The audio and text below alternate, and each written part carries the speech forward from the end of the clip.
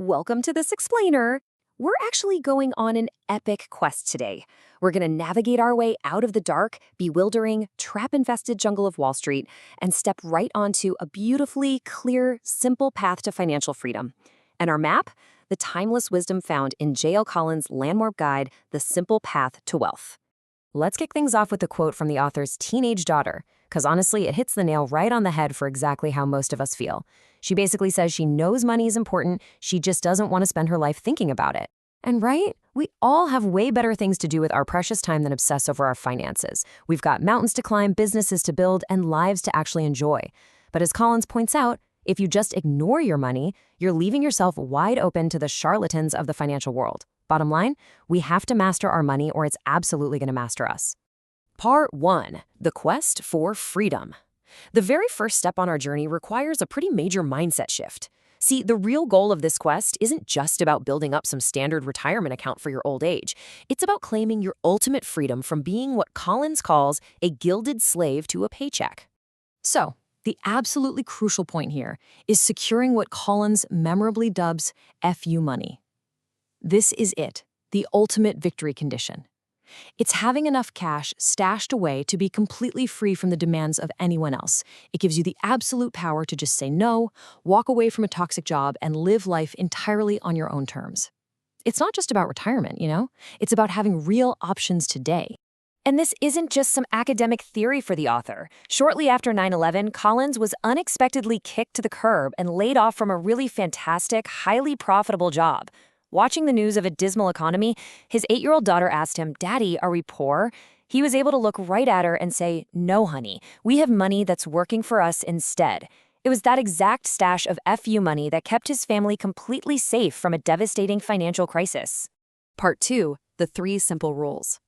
To escape all those complex, expensive riddles of the financial industry and build your own fortress of safety, our wise mentor gives us a surprisingly straightforward strategy. The destination of our explainer today is a literal simple path, leading you completely away from the scammers and straight into lasting wealth. The financial industry really wants you to think investing is this incredibly complex labyrinth, but it's really not. In fact, there are just 3 fundamental rules you actually need to master to eventually wake up rich. First, spend less than you earn. Second, invest the surplus. And third, avoid debt. That is literally it. Collins followed these exact rules, maintaining a 50% savings rate and never even having a car payment to reach full financial independence. Part 3, defeating the debt monster. Because before we can really begin building our treasure, we have to fight off the bloodsuckers that are constantly draining our resources, which is consumer debt. You just cannot walk the simple path if you've got heavy chains around your ankles. So here's your exact battle plan. If your debt's interest rate is less than 3%, you can pay it off slowly and route your extra cash to investments. If it's between 3 and 5%, just do whatever feels most comfortable. But if that rate is over 5%, you have to pour all your available resources into paying it off immediately. Cut the expenses and throw everything you have at it. Why? Because carrying high-interest debt is literally like being covered in leeches. It is a crisis. But the awesome news is, once you build the discipline to slay that debt monster, you've naturally created the exact low-spending lifestyle you need to supercharge your wealth building. Part 4, the indexed fund magic. Okay, so the debt monster is defeated and scraped off. Now let's explore the magical, singular weapon you're going to use to actually grow your wealth over time.